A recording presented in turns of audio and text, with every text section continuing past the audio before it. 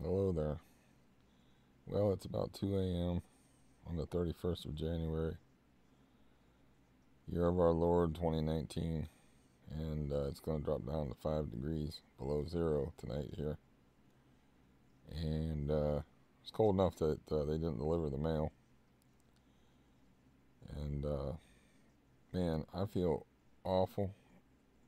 Um, I've been worrying about well, I was noticed when I was trying to read my book that I was having trouble with being short of wind. Like my cardio is not good because I don't do anything because I got a bad leg. So the last 3 days I started lifting weights in a very limited capacity. I'm talking about like 20-pound dumbbells, 10 reps, like 4 different exercises type. Very limited. It's very slow. And um, today I walked on the treadmill for 10 minutes with my Baker cyst knee, and I counted my gabapentin, and over the space of a month, I took 15 of them. They're non-narcotic, but if you mix them with the volume, they like amp up the effect of the volume somehow. So, anyways, so 15 over a month. When I'm supposed to be taking 120 for a month, you know, I'm supposed to, well, maybe that's not right. You have to excuse me. I'm out of my head with pain, but I'm supposed to take them every 6 hours. That's 4 times a day, and I just took 15 of them over the space of a month. I counted them out today, and I had a bottle of 120, and there was 105 in there. And I took another one I don't know, half an hour, 45 minutes ago. But I started dropping my volume down to 5 milligrams of crack. Yesterday, I only took 5 milligrams of volume for the whole day. And I'll post it below, anybody that's curious. But yeah, I got to go to a different doctor and pursue another avenue with my knee, since this Baker's cyst is so damn painful. The way I describe it to people is like if you ever had a bad, a real bad pimple or swelling on your face, and it's sort of the touch. It's like, imagine that if it was I don't know, much bigger and in a joint, and your joint is bending and pressing against it all the time, and then you're also putting your full weight on it while you're bending and pressing on it. So it gives you an example of the pain, because if you got a bad pimple, you just poke it and it'd be, ow, like that's sore. That's in the joint of your knee is where they occur. And that hurts. The neuropathy in my left leg is off the chain right now.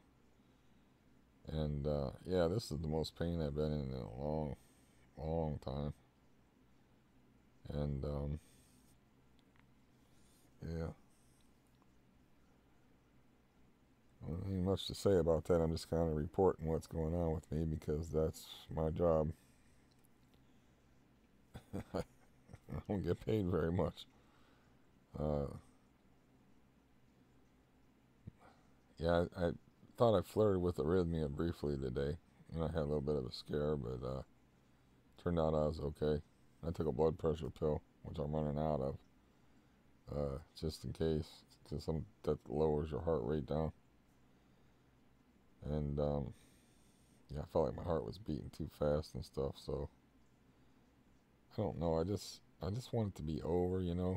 It's like I can't mix the gabapentin and the Valium because it has this weird narcotic effect. It's not supposed to, because it's not a scheduled substance, gabapentin. If you take it with Valium, it does weird shit to you. So I have trace amounts of Valium in my system right now because I took a 5 milligram pill around 4:30 in the afternoon, and it's 2 o'clock in the morning. So yeah, that longer half life, I forget how long the half life is on them. And I had a day there where I took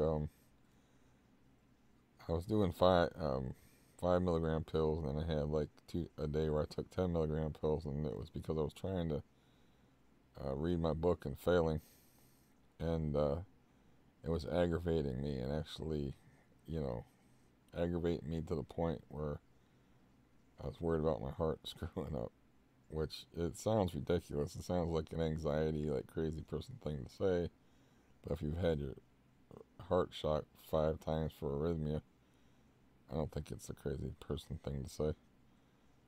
So yeah, maybe I should just skip that altogether, trying to do that.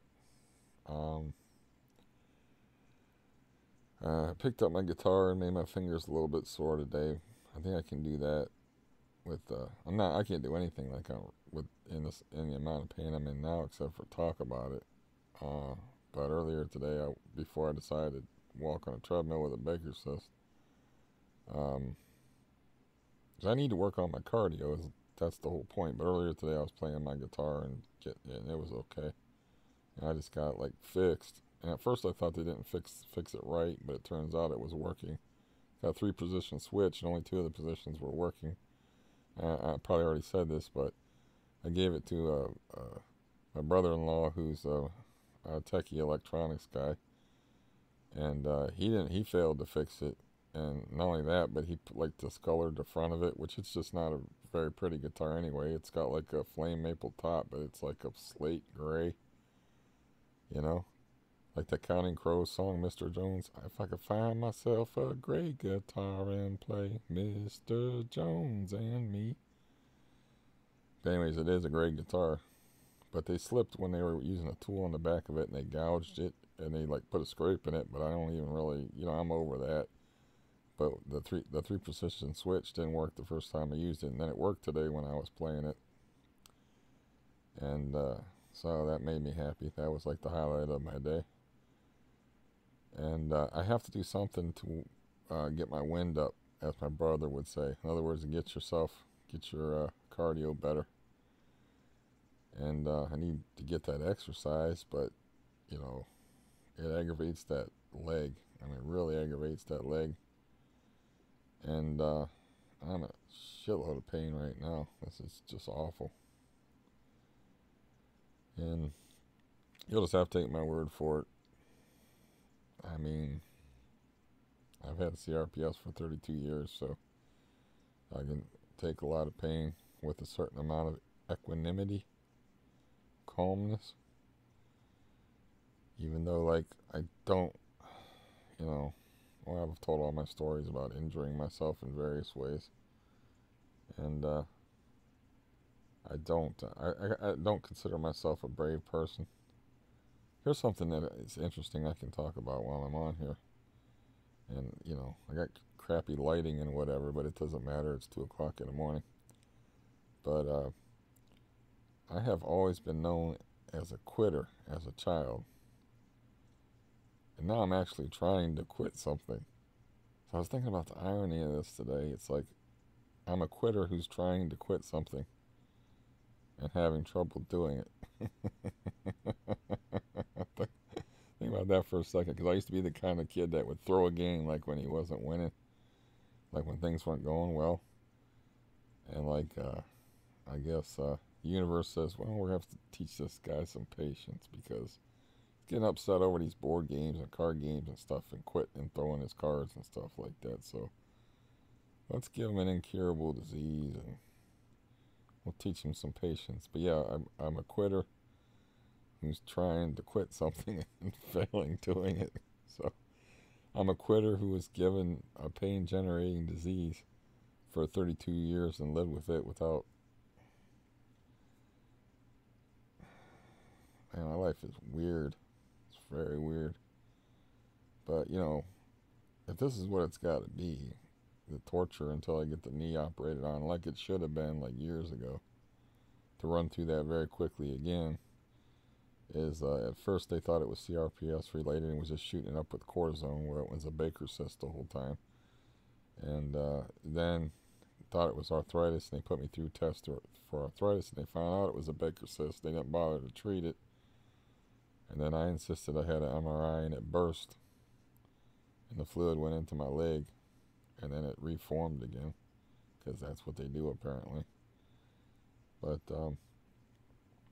yeah, I have to make an appointment now and see more doctors and stuff, and I'm just kind of depressed about that because I just love, you know how much I love doctors, but I can't live with my leg like this.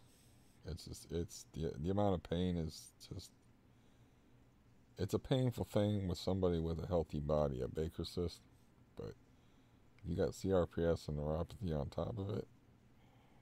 Yeah, you know, to quote another song by Sting where he says he's the king of pain.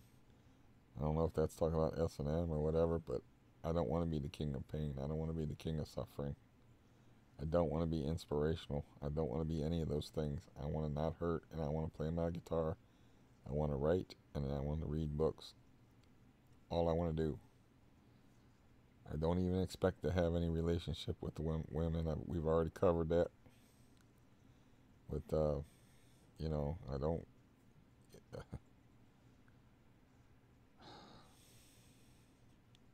It's just a lot of pain to be in, and the volume's there.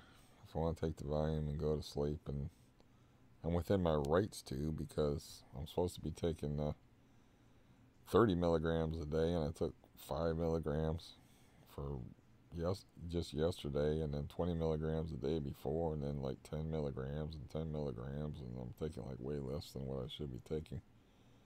So, I don't know. Yeah, Steve the Quitter. That's what I used to be. I was always known for like getting mad playing games and like messing up the checkerboard. I don't remember playing a lot of checkers, but just getting mad and not having a lot of patience. And it still manifests itself in me in some ways. It's because like I don't I don't like to sit there and like methodically and patiently try to learn things. But now it's mostly because I only have that so many hour grains in the top of that hourglass. So like that's while I was trying to figure out how to do my audiobook and to put pictures over top of the audiobook digitally. When I couldn't figure it out, I was like, I'm too old for this shit, and just bought some program for $65 where I knew how to do it and I knew I could do it. So it's kind of more about that now.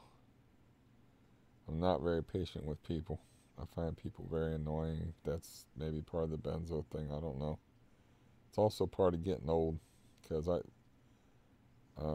my best friend's like super nice, super patient guy, and we were talking about it, and he was like, yeah, I noticed that too about myself. I don't really have a lot of patience with people like I used to. It's just something that happens to you when you get old. You're just like, you darn kids, just stand on the porch and shake your fist at them, and it'll make you feel better. I don't have a lot of patience with stupidity,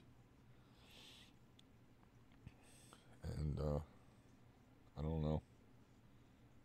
Yeah, that I'm definitely not gonna drag this out too long, but um, yeah, I changed my habits and I changed my routine a little bit. That's part of my story. So to just try and do this exercise thing for the last 4 days, and I actually had all my sports cards, which weigh about 70 pounds, piled up on a treadmill, and I moved them, and I've been moving around and doing a lot more stuff and a lot more lifting and carrying, and just been more active in general, because I was noticing I was like having trouble with my breathing and my wind when I was reading. I was like, man, I'm in some pretty miserable shape. My resting heart rate's usually from 80 to 85. But when you don't do nothing, you just lay around, you're just going to get weak and sick. But in my case, if you do stuff, I'm looking at my ridiculously skinny left leg right now. But in my case, if you do stuff, you're going to be in a shitload of pain. So maybe I'm just going to have to work through it or become a masochist. But yeah, I got like another doctor that's on my insurance card that's actually supposed to be my primary caregiver according to my insurance company, which is CareSource. I'm going to give them a ring. Maybe get this knee operated on like it should have been years ago. So I swear to God, I've had problems with this knee for like, I've had this Baker's cyst for like 3 years.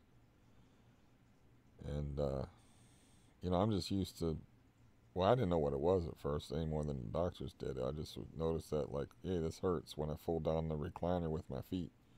It hurts. It seems to be hurting, like, when I go to put my pants on, bending that one leg, and I'm like, yeah, this calf feels weird, you know. And so I really didn't know what was going on. But even once they found out it was a Baker's cyst, they were like, well, we usually don't do anything with that, you know, the non-orthopedics people. And I know this is repeats for a lot of people, but, you know, they acted like, they gave me the impression that it was no big deal, that it was just, when they say we don't do anything for it, you know, they don't do anything for, like, certain types of brain tumors either because of the risk involved. So, you know, they just, a lot of doctors feel like, you know, that the risk of doing damage to the knee and just having it come back just isn't worth operating on, but it's not a functional knee. And it's unbelievably painful. I mean, if you know anybody that has a Baker's cyst, ask them. I've only met like 3 people that had them, and they all said the first thing they said about them is, "Oh shit, those hurt." I'm like, yeah, I'm familiar. I had a garden back in the back there that I think we got planted there like 3 years ago, and I used to have to walk down steps to water it. And I remember dreading walking down them steps to get to the backyard to water that garden. And another thing about like CRPS that worries me is like other stuff you can like tread water and then you can start swimming again. And like CRPS, I don't know if you can tread water with it and then like recover. You know what I mean? Like, I think you tread water. I think it's a sink or swim situation. It's like you got to be moving, you got to be active, you got to be what's the current word people like? Proactive. You got to be on the attack. You got to be like very active, like I used to be. And like I said, I used to be able to walk, literally walk from one city to another city. I could bicycle for like 30 miles. I could walk for as much as, yeah, I don't know, 10 miles. I would just walk all the time. Just when I was in pain, I would just walk. And it wasn't like out of fear. I read a story about a guy that had CRPS that like he was so worried about muscle wasting, which I've already experienced and stuff. Which I've always had trouble like with my left leg being weaker than my right leg. But yeah, he was like fanatical about it. I remember reading about this guy, and he would like walk miles and miles and miles like every day because he was so afraid of being in a wheelchair, or like, you know, amputation is part of this if you get if it gets severe enough.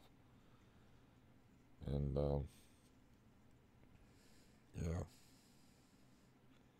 so yeah, things are not good at the moment. Did not have the best day in the world, that's for sure. Um, yeah, the gabapentin, it doesn't seem to be very effective. It does mess up your head, and I think it messes with your balance a little bit too. I don't really like it, you know, but it, it takes like a little bit of the edge off of it. I'm only taking 300 milligrams, and you know, the doctor told me you could take 600, 900, or even 1200 of it. And I'm like, oh, I don't want to do that. I don't really like pills.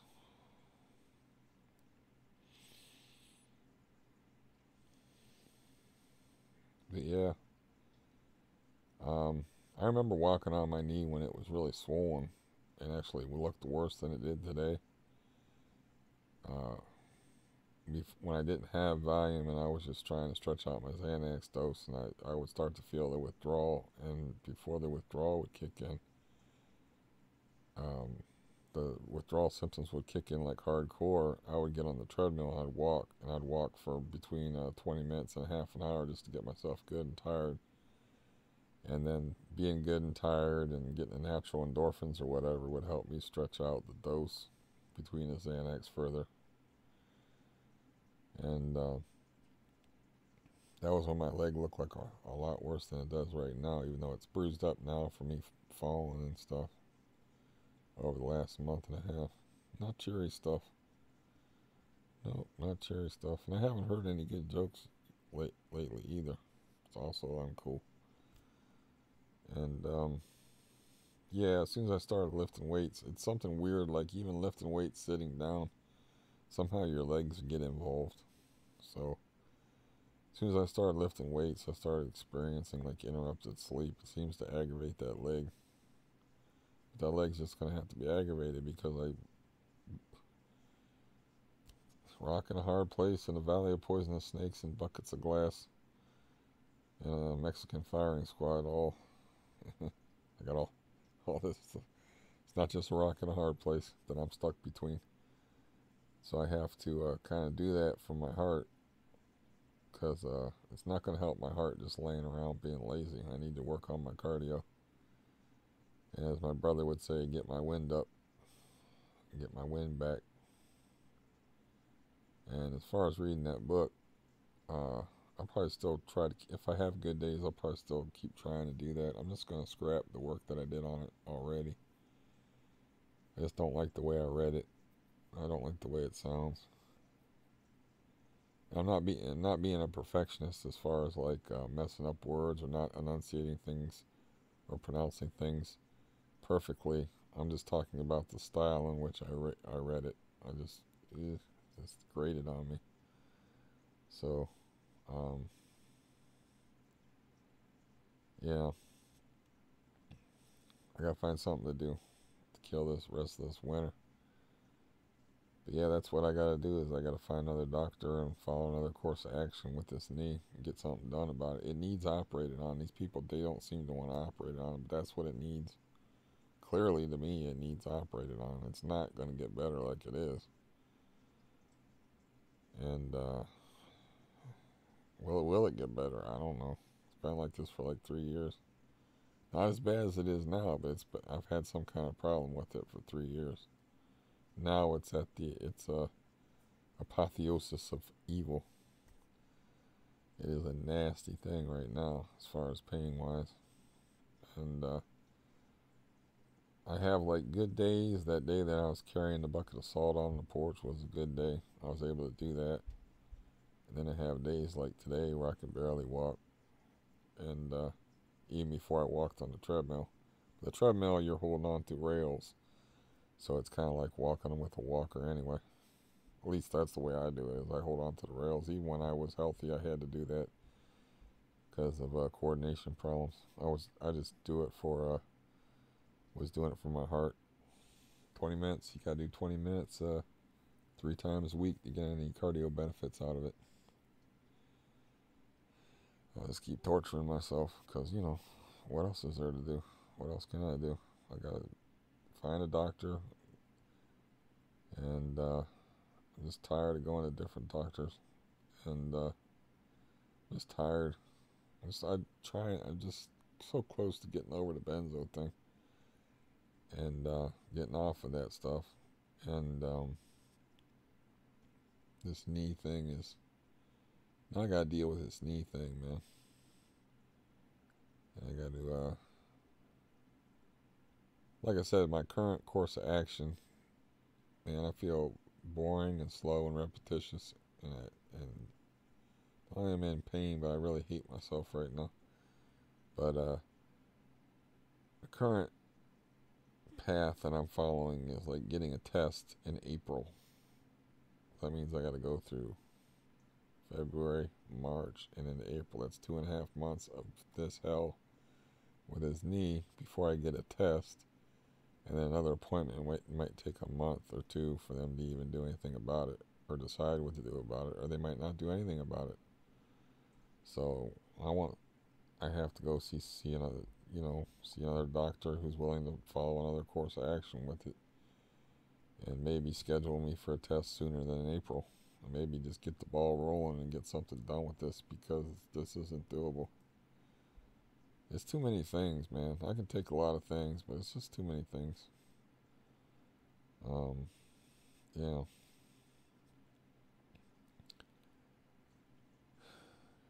So I found out I alienated the Afghanistan war veteran that lives, not the noisy people in Stampede that live above me, but he lives in the other place. But somehow I managed to offend him, which I gave him a gentle brush off. I shook his hand and, and I said, I hear you're living here now because somebody else used to live there and you're paying the rent and you got a job and everything. He says, yeah, you got to do what you got to do, but he's drinking and smoking pot and smoking all the time. And, I got the smoking addiction. And I'm just afraid of the guy, period. He's not a big guy. I'm just afraid of him. I just think he's got the post-traumatic stress disorder thing from being in the war and from childhood as well. The two things. He's just a scary dude because, he's not wired. He's not wired right. He's not wrapped too tight. The elevator doesn't go all the way to the top. Pick a cliche you like. Yeah. I don't know. I'll probably take another 5 milligrams of Valium when I get off here, just so I can maybe go to sleep. I don't trust my heart a lot these days either. I just don't trust it. Man, it's just a lot of stuff, I still have a family issue that hasn't been resolved. It's not going to get resolved. That just had the 1-year anniversary over where I'm estranged from somebody I was close to, and it was over the leg. It was over the knee.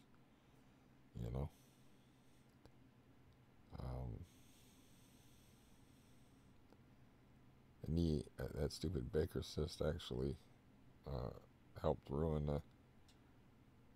a close relationship with someone.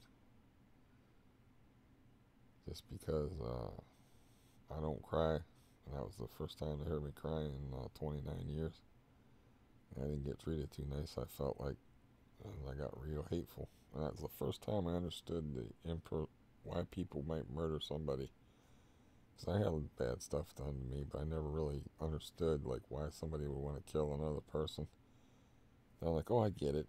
Because you're filled with so much anger and hatred and resentment.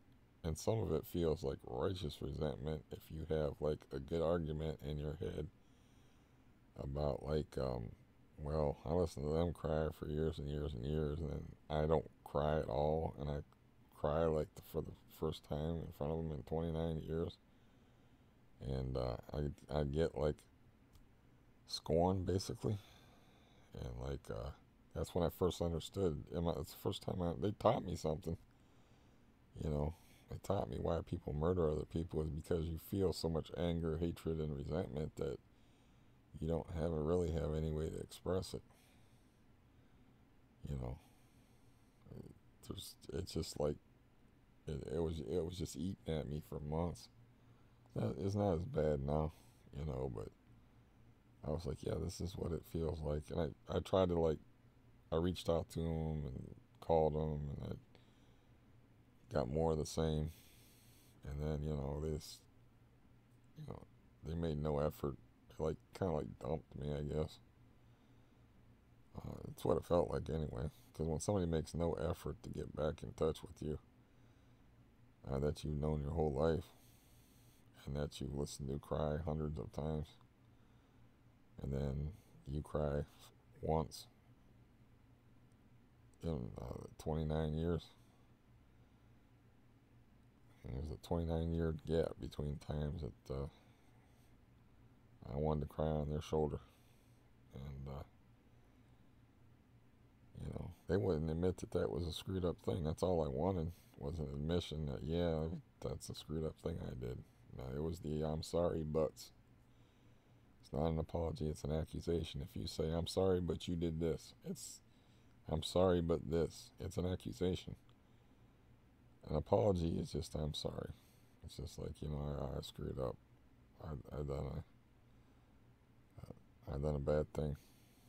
And then you leave yourself vulnerable, and the person you know, forgives you, or they don't forgive you, or how it goes, however it goes. But when I tried to, and I reached out and got all worked up and upset all over again and sick all over again, it was I'm sorry, but this. I'm sorry, but that. I'm sorry, but I told you this. I'm sorry, but this. And it's like, no, no, no, you don't understand it. It's like if you don't hear somebody cry for 29 years that supported you through those 29 years when you were crying and you were miserable and you had situations and was always generous with you. And there's no buts. You're either sorry. There's no accusations. There's no excuses for that. You just say, I screwed up and I did a bad thing. And I would say, yeah, you whiffed emotionally, but we can get over it. But they wouldn't even admit to that. And I think it is what it is. I think I'm just getting pushed away because I'm so intensely ill. And, they're not well. I wrote them a letter and I said, all I want them to do is feel. That's the only thing I want out of them. I don't want nothing else out of them but to feel. When you start feeling right, when you're in touch with your emotions, then you'll realize what you did and how fucked up it was. And then maybe if you got the sack for it, you'll come back and admit what you did and admit how screwed up it was. And so I wrote him like 2 letters and tried a phone call that was just horrible. Went hideously. It's just like more accusations. I told you, but I was busy. It's like, no, no, no. In a situation like that, you don't get to be busy. Not unless you have an appointment you have to make, or, you're on some kind of time deadline, like a serious time deadline, or your house is on fire. You don't get to be busy. There's too much time, too many things that I've done for you over the years. You don't get to be busy. You don't get to cry on my shoulder 3 weeks before over nothing. And it's something, but it's in a way it's nothing because it's something that happened 10 years ago that I've heard you cry over many times. And then I'm crying because I can't walk and I'm worried about losing my mobility. And I got this new problem in my strong leg and stuff, and it's just all coming down at me at once. And I had a bad tooth extraction and was just breaking down. So I just broke down, and get treated like garbage. And then it just filled me with hate, and it taught me about why people kill people. It's like, wow, I'm talking about like hot-blooded, like murder. That's why people kill people, is because they get so filled with anger, hate, hatred, resentment, and it felt like righteous resentment and hatred because I just listened to you cry to me 3 weeks before about old news, and I got fresh wounds and fresh scars, and you're going to give me scorn? You're not going to give me support? And it's the first time I've cried to you in 29 years. I didn't call her and cry to her. Fuck, I used the gender. Oh well. Truth is the truth. 29 years before, you just happened to be there when I found out that I had a CRPS for sure and was going to be screwed up for the rest of my life. I cried. And you just happened to be there. I remember she said, "You want me to hold you?" And I said, "No." And what I think it is like, I think I'm just being pushed away. Because it's just, they've taken some personal losses. And where they've lost people have died on them. And it's like a self-protection thing. But just, it doesn't even have to be this way. You do something wrong, you just admit it. That's like, it's the way I work. It's like, I've had people do some screwed up things. And if they're honest about it, it's like, the apology, I don't even care about the whole I'm sorry and the remorseful part. We just have to be on the same page reality-wise. Like, okay, you understand that what you did was wrong. That's good enough, you know. And remorse is also nice, but I remember a situation where this individual just said that. I said, you did this, you did this, and you did this. And they like, I don't got no defense for it. You're right, I did all them things. And I don't even remember if they said they were sorry about it. I just remember that they admitted it. They capitulated. I'm sorry is a really easy thing for a lot of people to say. There's a song, I think, by Otis Redding that's like, I'm sorry is the hardest thing to say, or whatever like that. And it's like, nah, it's just words. It's just words to people. Like the Budweiser commercials, I love you, man. I love you is very hard for some people to say and very easy for other people to say. And I'm sorry is the same way. You know, that's just their gut level reaction to everything. But I'm sure you've heard that kind of apology before where somebody says, I'm sorry, but you. I'm sorry, but this. It's like, no. You just express the remorse. You don't add on a commentary on top of the remorse. You know. You're making excuses for yourself or you're throwing out an accusation if you use the word but. Anything, if you make the apology, anything past the but is not good. Is shit. Anything past the but is shit. Because it's going to be like, I'm sorry, but, you know, and then it's going to be an excuse of some kind for your behavior, or it's going to be a flat out accusation. As in my case, I'm sorry, but I told you that I was busy, which is like, I'm sorry, but you weren't listening. It's like, no, I was having an emotional breakdown. Of course I wasn't listening. You know. And anyways, I didn't mean to get into all that, but I feel like I should give your money's worth if you click on your emotional money's worth if you click on one of my videos. I had to be in a lot of physical pain, and it's probably like closer to 3 in the morning now. And I should just keep taking the Valium, but I don't want to. I just want it to be over. And the Valium does not mix well with the gabapentin anyway, which is supposed to be. It actually does help with neuropathy to a degree. What would help a lot more is if I could get that knee operated on and fixed, but that's going to take more work and more effort on my part, and it's always going to be me doing the shit, because I don't have like anybody to help me out with stuff. It's always going to be me. It's just me doing everything. And it's like if I want people in my life to do stuff, usually involves money coming out of my pocket. It makes me feel like a John. You know, I had a conversation with a guy where I was like, listen, I got a new rule when it comes to lending people money, because I realized something. It's like, I've been treating y'all like whores. And he's like, what? I'm like, no, I've been treating y'all like whores because I've been loaning you money expecting you to treat me better, and I'm get resentful for being treated like the same. And it's like, so, you know, that's my problem. That's not your problem. I'm like trying to buy affection. I don't have enough self-esteem or whatever. I'm like trying to buy affection by loaning people money and giving them money. Or, you know, sometimes I just give them money because it's too hard to get the money back, and I just don't care. I'm like, yeah, I just write it off. So, I'll keep this anonymous, but this was like a few weeks before Christmas, and you know, it's Ohio, it's cold, and the furnace was broken.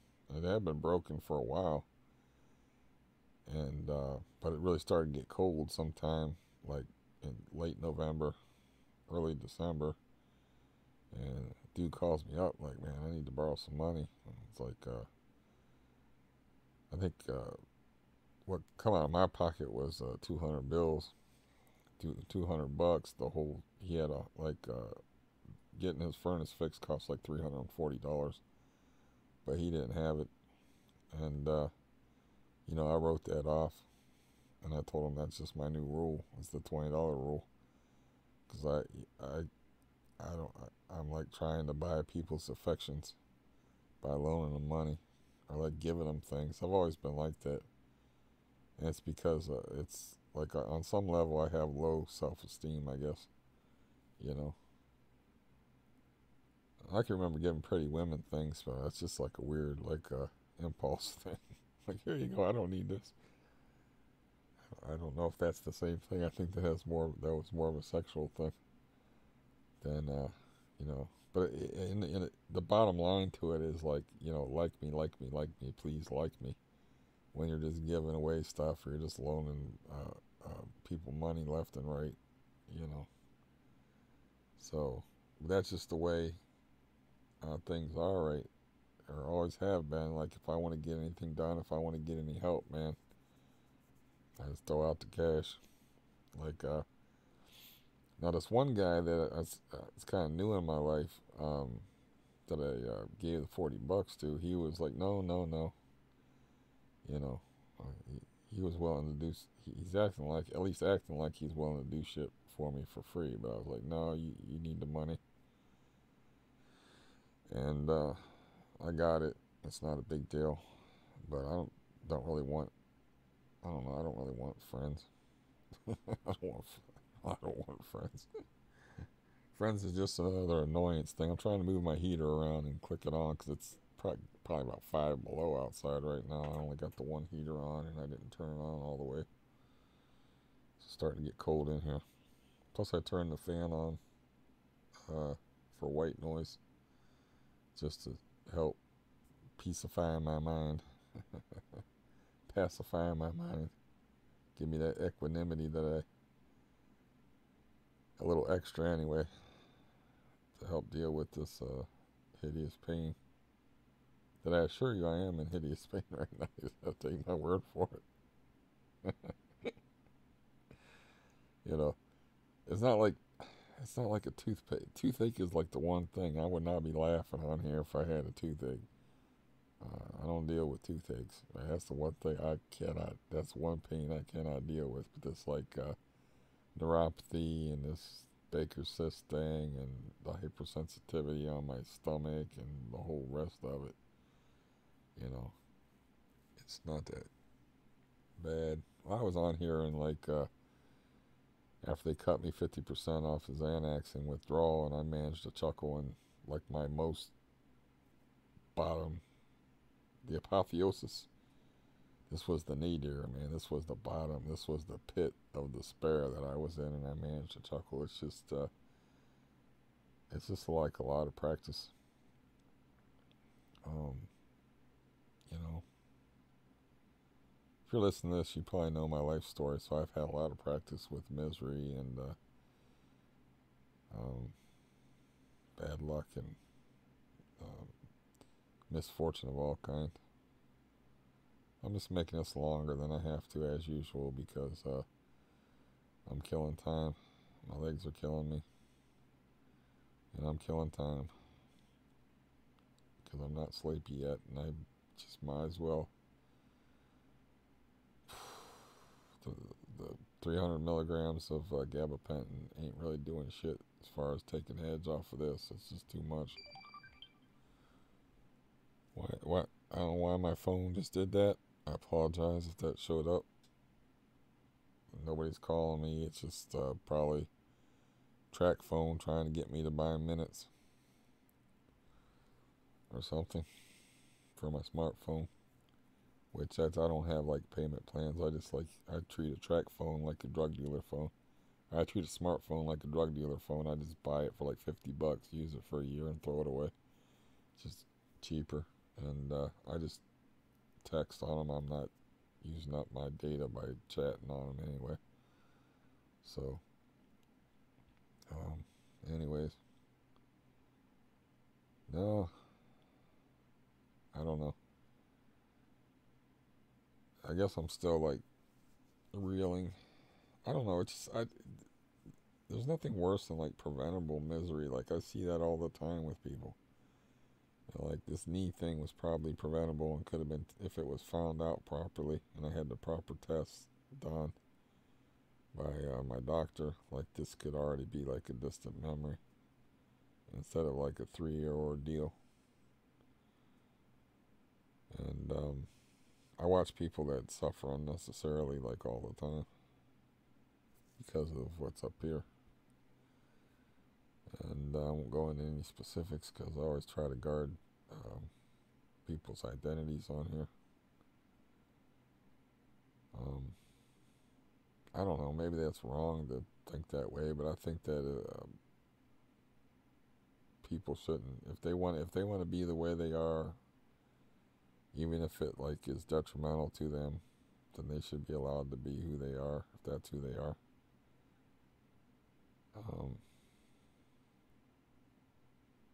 Yeah, I can't really even tell you like specific stories, but can you imagine like buying somebody the internet free for a whole year as a birthday present and having them be mad at you for it? Like, man, I wish somebody would pay my internet bill. My internet bill is pretty expensive. I pay too much. And yeah, they were mad at me about it. And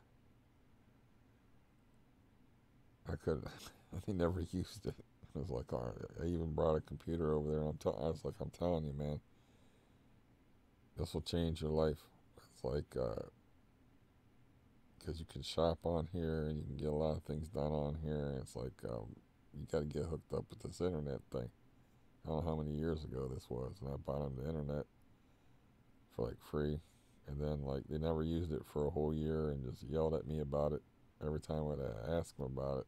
You know, they actually yell at me about buying them. I think it was like a $225 at the time gift, and I finally just I have no idea why I did this, but like in the 12th month, with like 2 weeks to go on the contract, I brought a computer over there and hooked it up and got it going just like there. Not just like, but yeah, the people I know are interesting people. But if somebody wants to be like that, now the dude finally figured out, like, oh yeah, this internet is a cool thing. It's like, yeah, and like he loves it, of course. I mean, internet shopping. If you have self control, what's better than that? I mean, I'm 51 years old, so it's like I'm jealous. In a way, I'm jealous that I wasn't born into this technology era, because it's like, especially when I was trying to figure out how to use them, when I try to figure out how to use like digital stuff, like those programs and stuff. It's like, if I was a youngster like that, like I'm trying to learn off of a 14-year-old kid on the internet they're just born in this tech age. Now, whether it's good for people or bad for people, or whether, um, I think I have probably more interesting stories from growing up, just because we were forced to go out and do interesting and dangerous things, because, we weren't pretending to be characters on a TV screen playing video games. And so there was that. We spent a lot more time outside and did a lot more interesting things than hanging around on the internet. But I'll tell you what, man, jacking off to a porno rag, it don't hold a candle to internet pornography. I'll tell you that much, man. Uh, how you going to keep them down on the farm once you've been to the big city? Because, like, just out of nostalgia's sake, like, I don't know, 5 to 10 years ago, I like bought some club porno magazines, and then tried to use those, and I'm like, how the fuck did I ever manage to use these? I mean, you got glare in the wrong places from the light. You got to turn the pages and stuff. You know, you kids, you don't know how we used to have to walk 20 miles in the snow to masturbate back in the day, and it was rough. But yeah, shit. But yeah, I mean, being exposed to that kind of thing, and you know, where you can see damn near anything on the internet, and the I don't know. I don't know how good that is for people, but as far as like the shopping and the ability for for me to express myself to complete strangers on the internet and all that stuff, I mean, I had none of that growing up, man. I was a child of the 70s and the early 80s. Um, I watched like a TV show on Netflix where they were showing the earliest cordless and cell phones, and they're like, even on like the Jerry Seinfeld show, they're like big enough that you could kill a grizzly bear with them. You know, I'm old enough that I can remember using the rotary phone where you had to turn it. It say you had to turn a 9, you had to go all the way around, and if you let go of it too fast, it registered as an 8. Then you get your wrong number, so it was really easy to dial wrong numbers. You had to make sure you spun it all the way around for it to register the right number all the way around. I guess that would be analog. Yeah, that's one thing that's interesting about being old is like watching the world change. Uh, but the rest of it pretty much sucks. Yeah, the rest of getting old pretty much sucks. Um, I don't know. I always tell people like,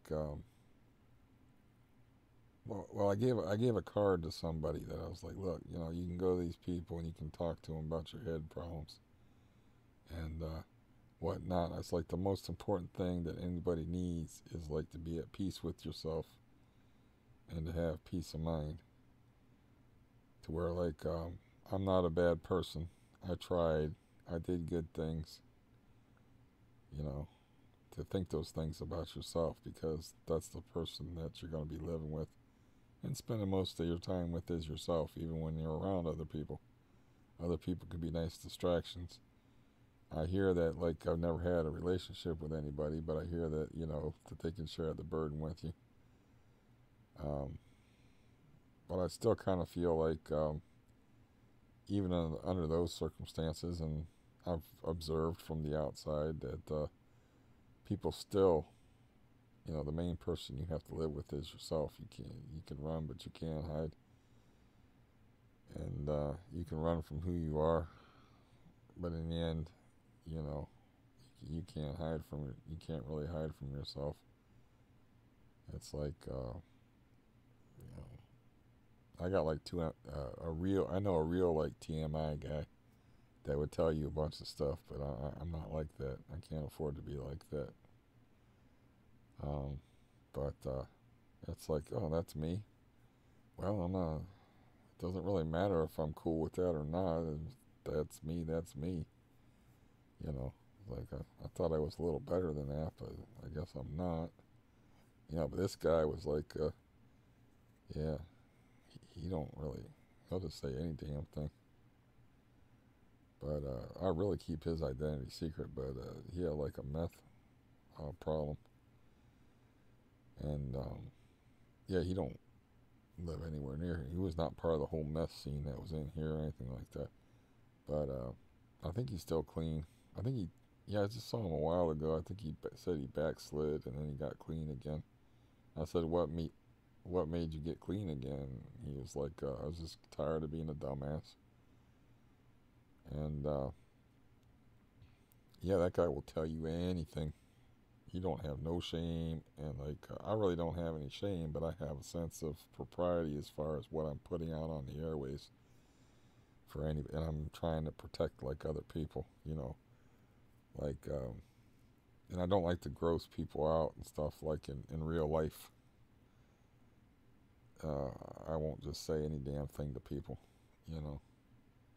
As far as their opinions or what they may think of me, I don't really care all that much about it. But it's just like I don't want to go places that they're not willing to go. And it's also, I will admit that it does kind of hurt when the subject gets changed because like what I'm talking about is too heavy for them to deal with, so they just like change the subject. Or I have like a conversation where I'm like in dire emotional straits with somebody that I talk to more than anybody else, and the person will listen and then just no comment on whatever I just said, no interaction. They'll just move on. They just move on, you know. I think they understand how to have a conversation, but they're so deeply wounded that they don't want to feel things. So they don't want, if I'm like, yeah, you're not going to make me feel and draw me into no damn conversation where I'm going to have feelings, man. You know. So like I'll talk about my situation, like or bad things that happen or whatever, and they'll be like, "Oh yeah, Trump did this." just talk about something entirely different. And I was like, I don't really care. I don't care, you know. I don't care about.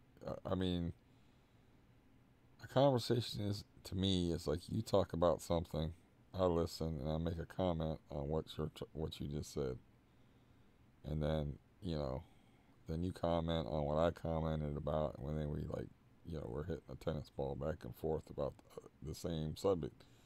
You're not mixing in a football and throwing around, you know, hitting a football with a tennis racket.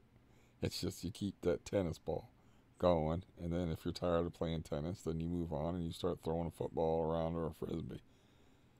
You know, but this guy, man, is I'll be whacking a tennis ball in his area, and he'll just go ahead and hit a football back at me,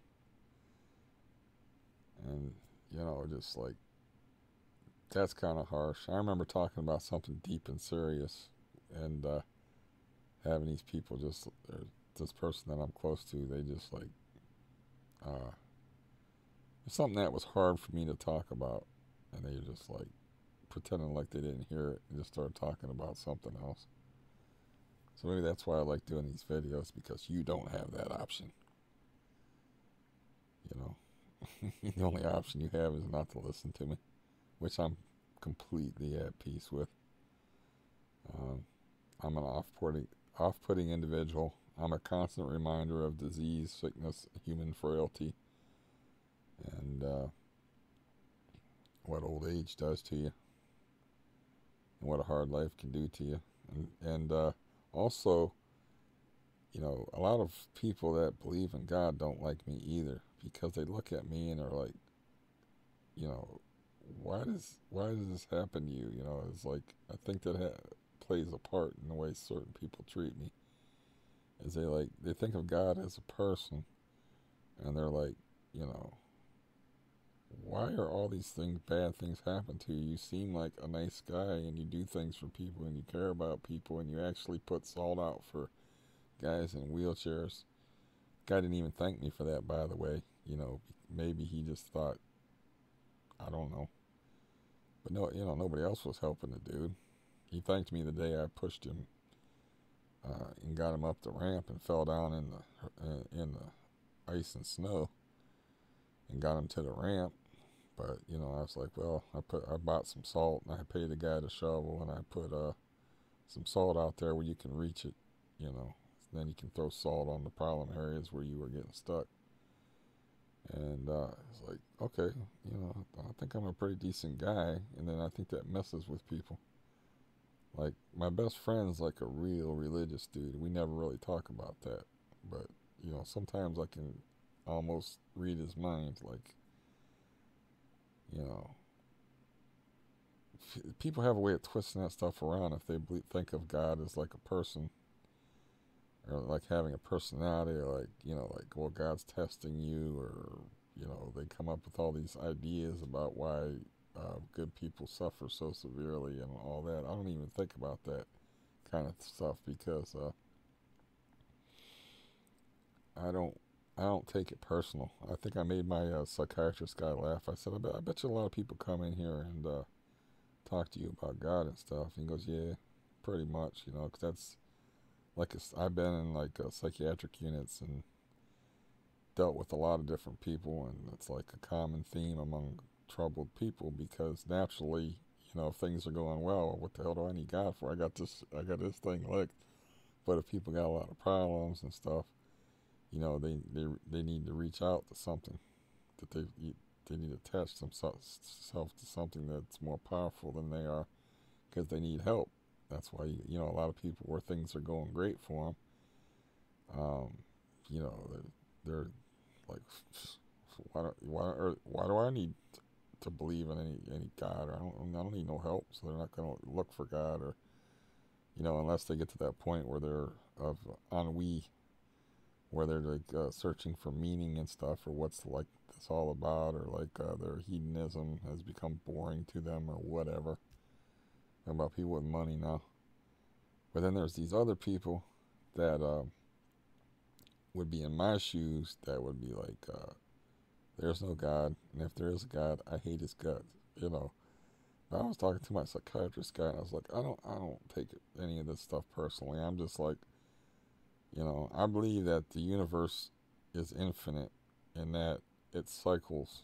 Like I think um, like the Big Bang happened, and the heat death of the universe is going to happen, and it's all going to condense, and it's all going to happen again.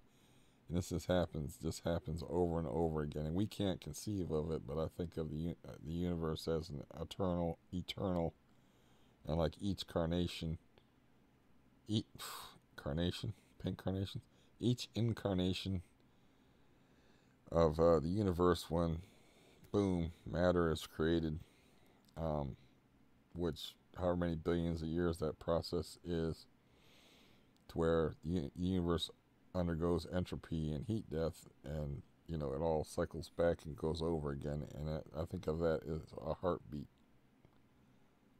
and an eternal organism. So that's just like how I think of it. It's like, well, this is without even going into the whole multiverse type of thing, but I think of like, it's nothing personal. It's just what's always in the cards, that life was going to be really difficult for me. I think about it sometimes, like I had all these traps laid out for me when I was born. I was like, people didn't like that in the other video, but I'll say it again. I was FAB, man. It don't stand for fabulous. It stands for fucked at birth. Because as soon as I was born, I was going to have a hard life. I had that genetic thing waiting in me to happen, where I had a spinal tumor. I was born to a father that had a monster for a father, and that was just pure evil, and that was irrational. Like, I don't know what you would label him as, borderline personality. So I don't even know how to describe my father. But like I said, he used to sharpen knives in front of us and talk about gutting people and stuff. And I would talk to other people, and I've told all them stories before, that I know that he's killed at least one person, conservative estimate, and I know that he's messed up a lot of people. Besides that, and, he never kept any of that secret from us, and we knew that was our dad. That, like, oh, this is this guy that's like, has a real bad temper, has killed people, and then there's, you factor in my whole childhood and everything, with my brother's suicide when I was 9 years old, and all this stuff and whatever. It's like the minute I was born, I was destined to have a difficult time of it. It was not going to be an easy life. It was not going to be a fun life. But I tried to have my own fun. I wasn't planning on doing one of these videos for like a long time, because I just feel like it's at the point of saturation now, because whenever I get on here, I talk for an hour, and maybe, I don't know, maybe I'm interesting, maybe I'm not interesting, but that's a lot of time, an hour, man. Everybody only has so many grains at the top of that hourglass, and we don't know how many grains we have. I should have been dead a couple of times over. I almost got hit by a cement truck when I was riding a bicycle. That was like, I have no idea how I did not get hit by that cement truck. And, I've had guns put to my head. I've had bullets thrown in my direction. And I've had serious surgeries and, other near-death type things happen.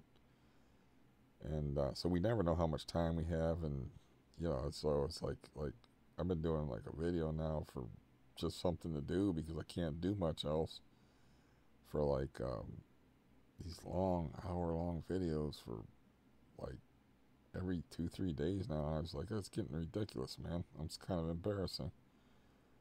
find something else to do. But then realize I can't really do anything else. I actually can't read my book aloud and do my audiobook project. I think I might be able to play guitar, but a piece of equipment that I need to play guitar, which is a GNX3 guitar pedal. One thing I have to play through is this piece of shit Keith Urban amp that's not worth a damn, and I don't even have. I would have to have. My headphones are broken, so I would have to use an earphone with it, like earbuds, which is awkward because then you got the cord and then you got the earbud cord and you're getting tangled up with these cords and stuff. And yeah, so my old setup was I would just plug directly into this pedal, and then I would have headphones on, and then I had a nice long cord with the headphones when my headphones died. And point being is I don't have a whole lot to do but talk and bend your ear. So at the same time, it's kind of embarrassing to just sit there and talk for an hour. So it just feels self-indulgent, you know. And I was like, yeah, I should stop doing these. It's like I've been doing these like once every few days now.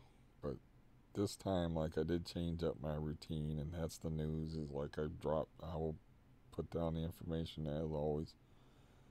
As far as dosage, I just like dropped my volume dosage further, and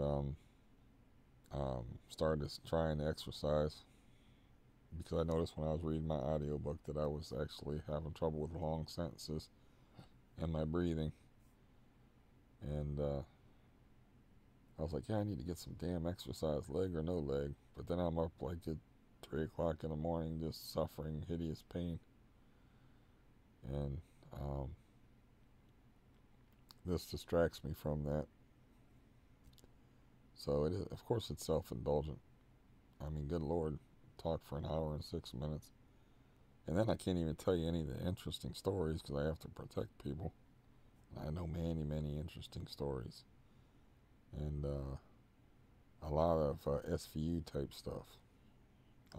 I know a lot of stuff involving a lot of people, but I have to protect all of them.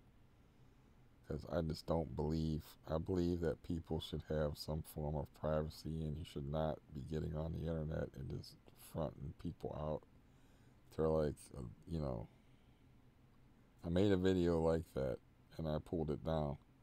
That was just way too personal. But I was hurting and I was benzo sick at the time, like really benzo sick at the time. And now it's not a matter of that. Now I just have a really bad leg. But I pulled down that video just because it's like, it's wrong to, it's kind of like not giving that person a chance to say. I'm not a liar, mind you, but it's not giving that person their say about, defending themselves. So, and the other thing about not telling the juicy stories that I know is like, that's out of respect to other people that may feel shame over it, which I've expressed before many times. I know the redundancy thing also, I know, very boring, very horrible. But yeah, I don't know, like, I would talk about whatever, but I just can't do that because I have to have respect. Even talking about stuff in my own life that I do not talk about, that just has to do with me.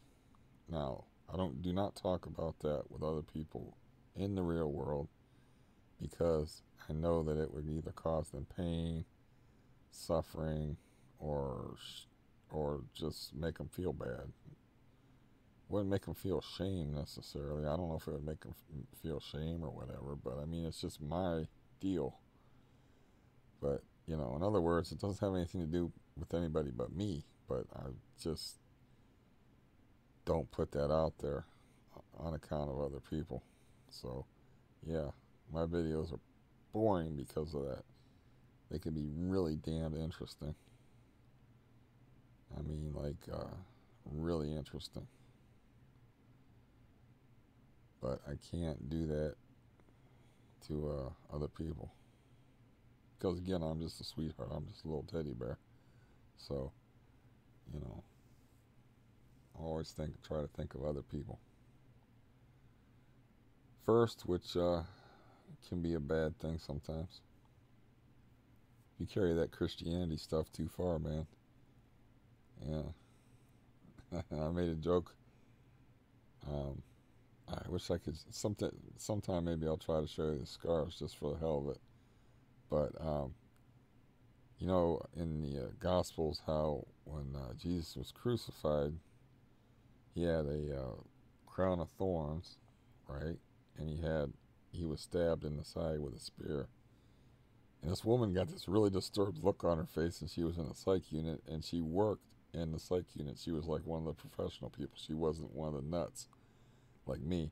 She was one of the professional people. But I was like, yeah, Jesus, yeah, like Jesus Christ. I had the halo, and I got the marks from the thorns in my head, and then I had a rib taken out, and I got the thoracotomy scar where I got stabbed with the spear in the side, and you know, I was drawing parallels between myself and the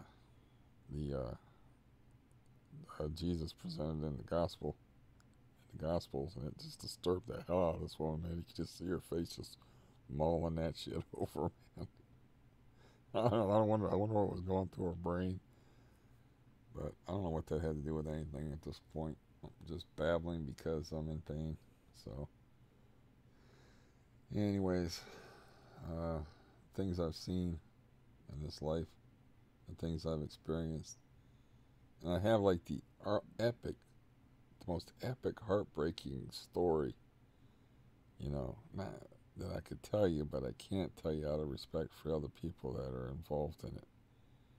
And they're only involved peripher they're only involved from the outside of it, but it would still cause them like feelings of unwarranted shame and stuff peripherally. Peripheral vision I can do. Peripherally, no, I can't do that one. That's why I'm a writer, right? The speaking shit's hard. And but yeah, I got like the ultimate heartbreaker story, man. It's like it's really good. And I guess I have to wait for all the people. I'll die first, though. That's the problem. Is I'll be dead first, but so I have to wait for all these people to die before I can actually tell the story. And it's such a good story, you know. I mean, it's from my perspective, you know, from the person experiencing it, it's like the tragedy level is like unbelievable. And you may be thinking like it's worse than like having CRPS for 32 years. It's like much worse than having 30 CRPS and losing your calf muscles and losing the power to urinate and all the other not being able to wear a shirt and all that stuff. That all seems tame to this tragic story that I could tell you if only other people had the same kind of logical sense that I do. Where like, man, you didn't do nothing. You're not the, but they just couldn't handle it. And I know that there's other people that it's not a matter of shame for them. It's like they just can't handle it. If they knew the truth, they couldn't handle it. You know, they're barely hanging on as it is. If they knew the whole truth, it's like, well, it's like what I was telling you about, like where I communicated and reached out to my nephew and over Christmas, and I haven't heard back from him or anything like that. But I hadn't talked to him for like 9.5 years, and I didn't go to his wedding. And I was like a father figure type to him growing up, like did stuff with him. I told you all that story about going rafting with him and then planting the flag in the same park where the cops were threatening to beat me up with a nightstick. And those were two separate occasions, of course. And yeah, you know, some people just can't handle that amount of tragedy. You know, for you it would be probably interesting and entertaining and like emotionally affecting, even like a good like give you a good cry or something like that. But for them, because they know me and they're, you know, were parts of my life, it's just too much. It's like more than they can handle. So there's that part of it too. It's like they can't handle it emotionally, even though it didn't happen to them directly. It happened to me. Um, they just can't handle it. I think that's part of why I got kicked to the curb by the other person I was talking about. It's like there's only so much that people can handle, you know. And there's that, not being able to handle that tragic of a thing. And then there's, I mean, you ever see the movie $1 Million Baby? It's like, I will never ever watch that movie again because it's like, that is the feel bad movie of the summer, man. I don't need to feel like shit, you know. So that's how people are kind of about my story that are involved in it. And that's just watching like a stranger's story, like a movie with Clint Eastwood and Hilary Swank. And I was like, man, I'll never watch that movie again, man. One time's enough. Cause it was just like an awful gut wrenching thing. And then like that was just watching the movie, but these people are involved in my movie, in my life, you know. So it's just kind of hard for them to take. And yeah, it just seems like a waste to me not to tell the story and stuff. But I have to respect the fact that some people can't handle that, and some people will feel shame over it. I have to respect other people's rights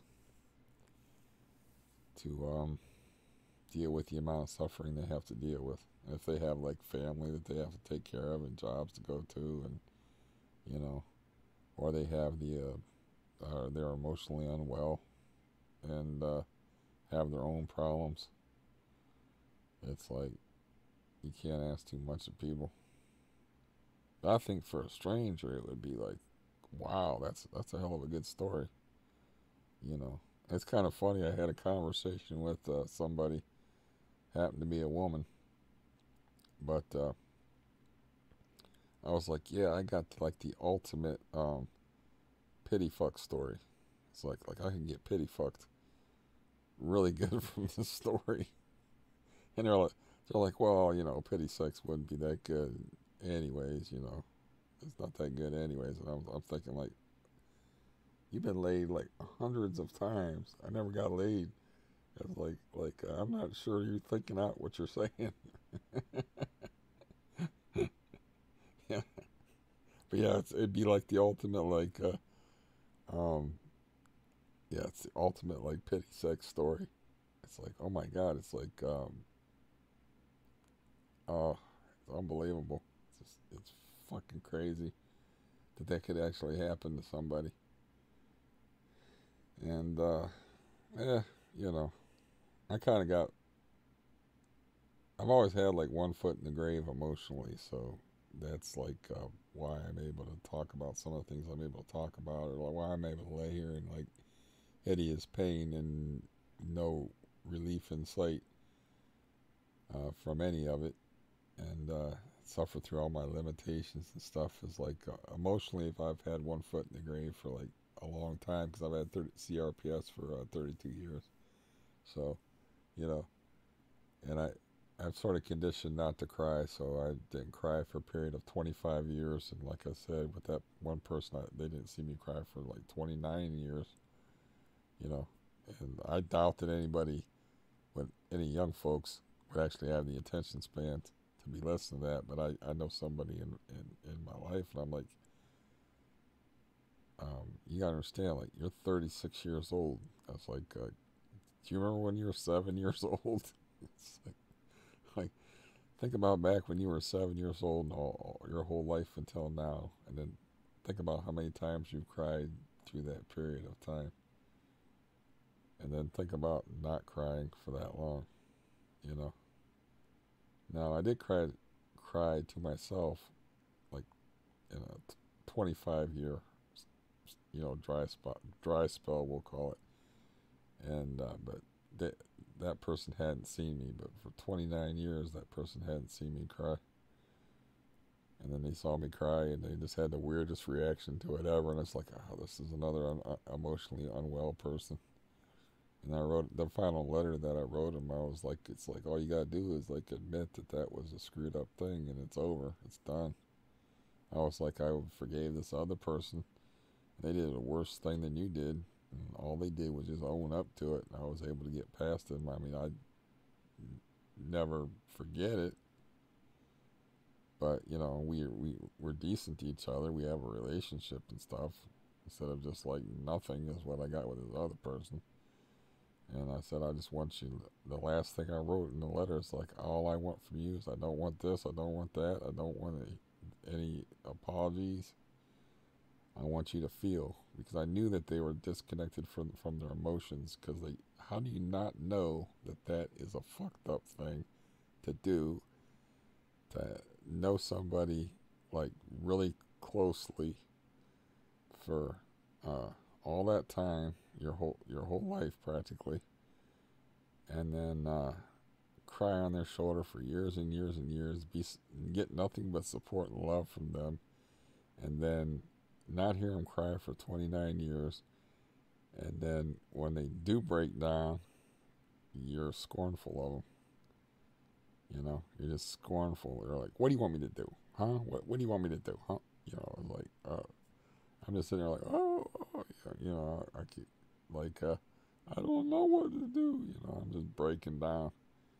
Cause it just was too much at that point, because I was having tooth problems. I was having that Baker's cyst, which I didn't know which was a Baker's cyst, which I thought was rheumatoid arthritis at the time. And, you know, I was worried about my mobility and my independence and being put in some kind of group home or nursing home or all this stuff, you know. Then I go to the wrong person for support, you know. It's like there is something wrong with that person if they don't understand that that is a fucked up thing to do. And all they have to admit, all they would have to do is humble themselves enough to admit that they did a fucked up thing. And I'd be like, yeah, you did. You caused me a lot of pain too. And they're like, yeah, they could say, I'm sorry. I mean, that's what I would say at that point. And I'd be like, well, we can try again. Because I can't say I ever did anything like that, but I've done some messed up things. Plenty of them. And so I got no, you know, got no high horse to sit on upon morally. And I'm not like my father, which my father was, one of his favorite expressions was like, if somebody does something to me, I don't care how long it takes, I'm going to get them back for it. Meaning hurt them in one way or another, mostly physically. But he would tell stories about how he waited 15 years to get revenge on somebody, like freaking Cosa Nostra Mafia shit. And like, it took a while, but I got him. You know, it's like, good Lord. But you know, I'm not like that at all. Anyways, that's enough talking. That's an hour and 23 minutes of your time. And yeah, if anybody finds this interesting, that's cool. You know, it's all good. I'm mainly talking because I changed my routine up, and I'm just killing time because the pain is just next level.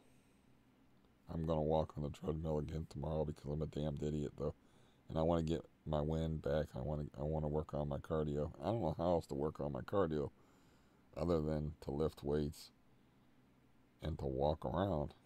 And like, I've been doing a little bit more housework and stuff, and moving around boxes and trying to get these cards organized, these massive amounts of sports cards that I have that I want to sell. And you got to lift them around. You know, that's like 70 pounds of stuff. I'm not lifting 70 pounds, but all the time. But it's paper, and paper is heavy. That cardboard paper is heavy. So, anyways, yeah. The part that I hate about doing this to you, is making these, is like, the stories should be so much better. The details could be really good. And while I'm a much better writer than I am a storyteller, I can actually tell a decent story if I'm allowed to. If I wasn't handcuffed by some weird sense of morality or responsibility of not throwing that out there in the world. because of the people that are involved in my life, and the effect that that may have on them. Some of them don't know it. They don't know the whole story. Suppose they like stumble on my video and find out about it that way. You know, a dumb ass fucking thing that I did was, it's really fucking stupid. But this is just how, what a stupid, idiot, nice guy type of dude I am.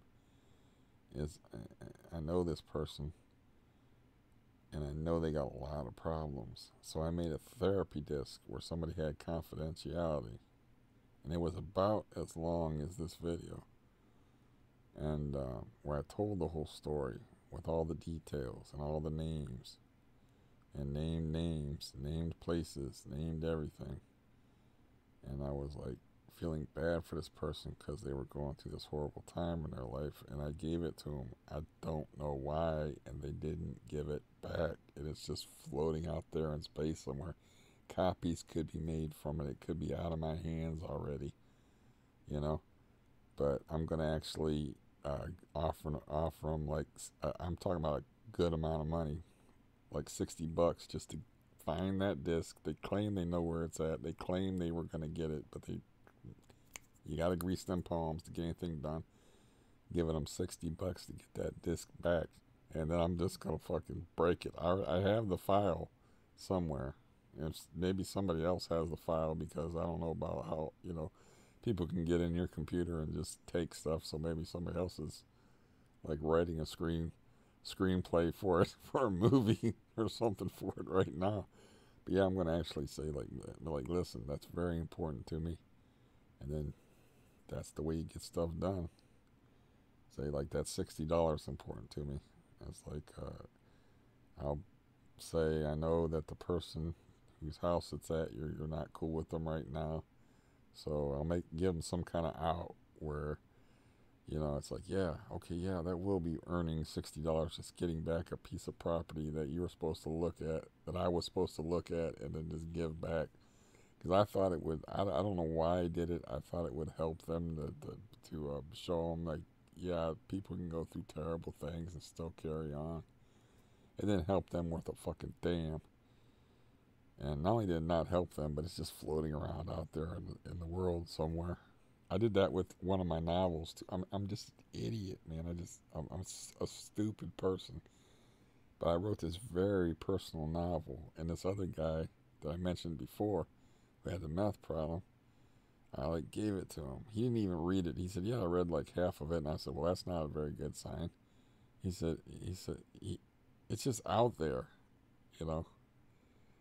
It's just another thing that's floating out there. That's like I put a huge amount of effort into, and the guy didn't bother to send it back. Maybe I just know bad people. I don't know, but it's just like my novel's just floating around out in space somewhere." And that's the guy that I just saw him recently, like within the last 3 months, and I didn't bring it up. But I mean, like, I should have.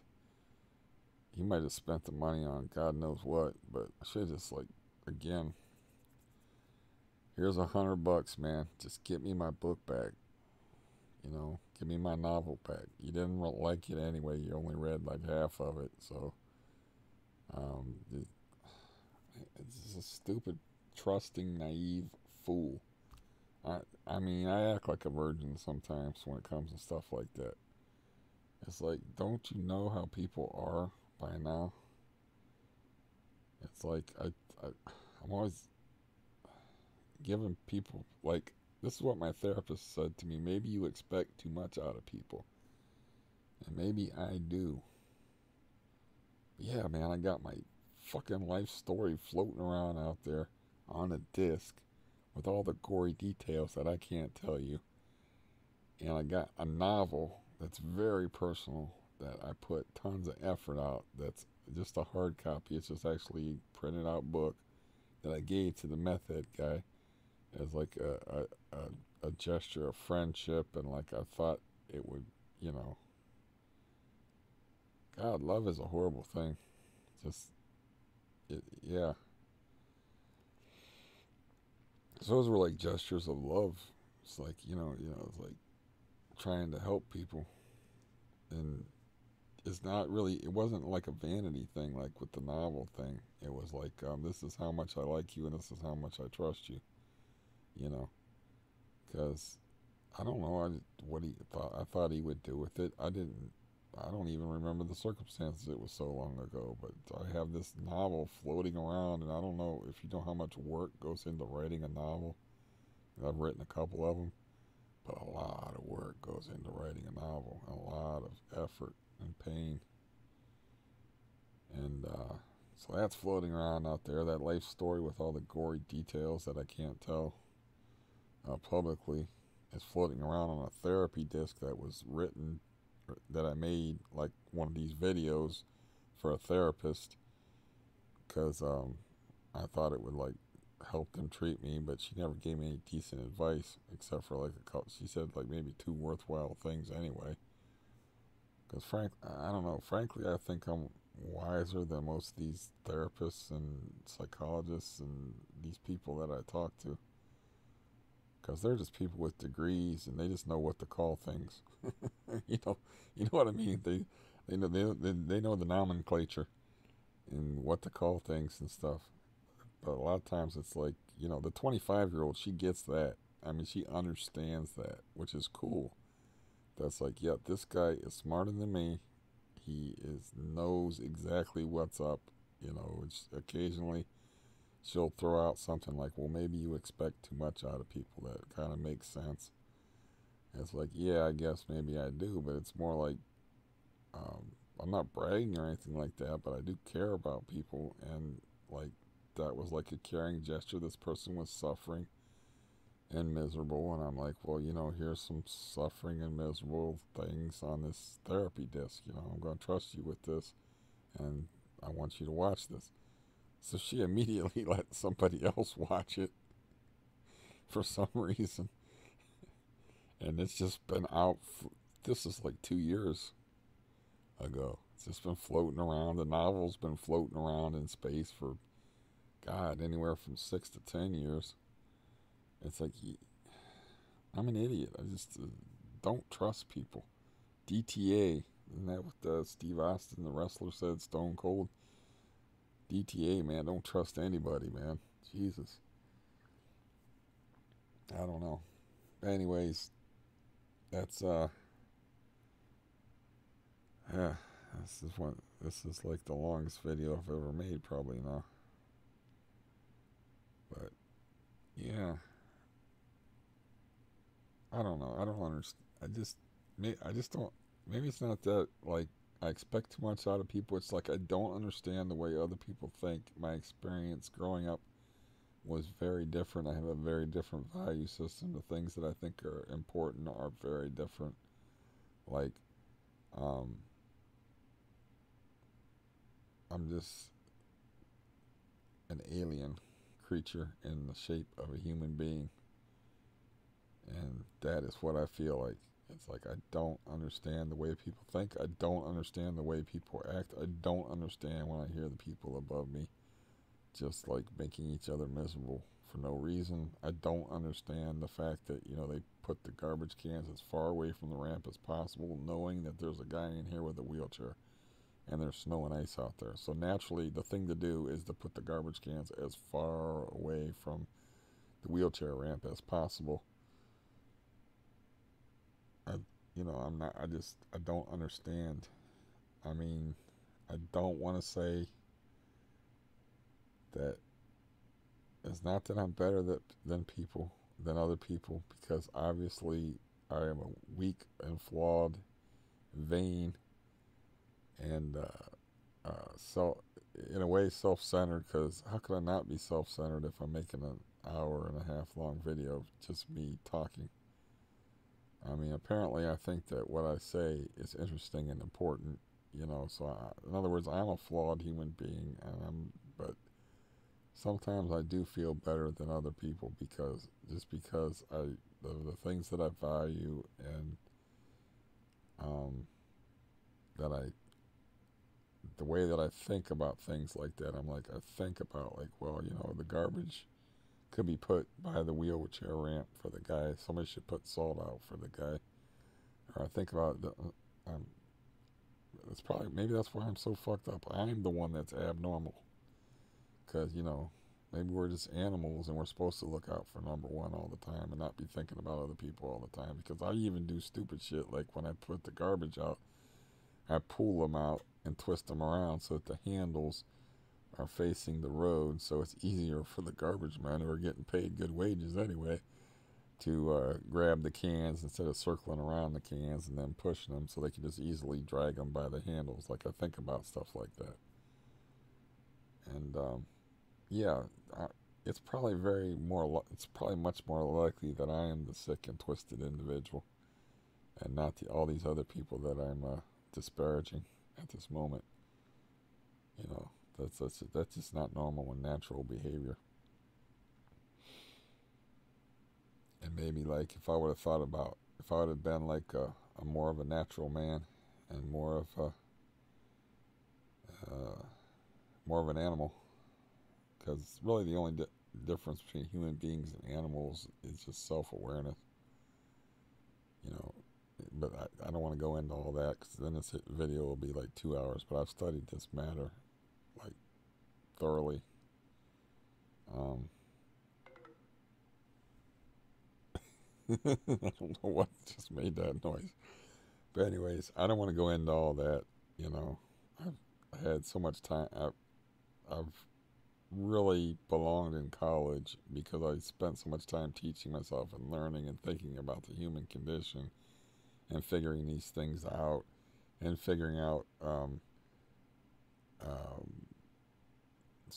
the ills and the things that plague the human race as a whole.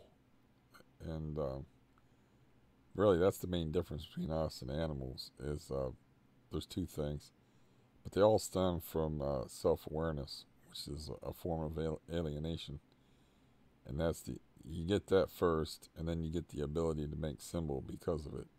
Like this is not the thing itself, but this represents the thing. So I can say the word long-winded son of a bitch, and you know exactly what I'm talking about. I'm going to end it there because, you know, this is just ridiculous. But as I've said before, I don't care. Anybody can watch or click off. Um, I just, I just had that change in routine, and I did a journal piece before I did this. And I was like, well, I already got the microphone fired up because I'm trying to keep a journal at least of my exercise, like just a 5 minute little thing of my day, and trying to figure out some way out of this living hell that I'm in. And you know, it's really hard to keep a journal, though. I find that out. It's easy for me to talk for ever. Hard for me to keep a journal and to do that every day. I don't know why that would be, to say 5 minutes of words about exercise and diet and how the day went for me physically. But anyways, the overall point to this is I did change my routine, and I'm kind of paying for it, and I'm just kind of impatient, and to try to bring it all the way around to the beginning for anybody that's unfortunate enough to sit through this whole thing. It's like, it's funny to me that when I was a child growing up, I was a quitter, and now I have to quit something. It's hard to do. A quitter, that should, I should be like, I mean, that's what I'm doing right now with the benzo reduction. It's like I'm being a quitter. I'm not sticking to my program. I'm like throwing the chessboard. I'm like, I don't want to do this anymore. I don't want to play this game anymore.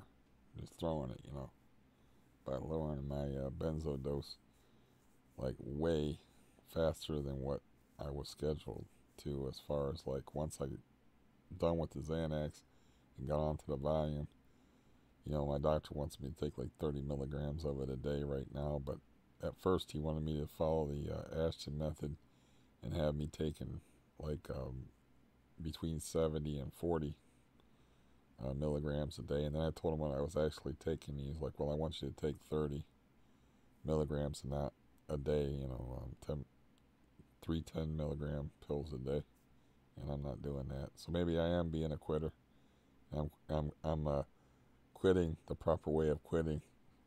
I don't know, man. Anyways, I guess I should thank you for spending the time with me. If you actually sat through this this hour and 40-minute epic. I guess it's the gabapentin. Maybe it's a slow release type of thing, or maybe I'm just exhausted. I don't know. I know I wish I could sleep, and it's like 4 o'clock in the morning. But what can I say? If it helps you kill time, if you're suffering with the benzo thing, and you know, some people have told me like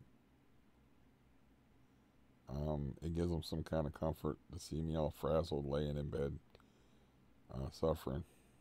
So I was like, well, then again, I like to do good things. So if I can be a self-indulgent blabbermouth and still do a good thing at the same time, it's a win-win, right? All right, adios, arrivederci, adieu, and that's about the only three like aloha. There, I think I know 4 words for goodbye that aren't in English. But anyways, I know the English one is just goodbye.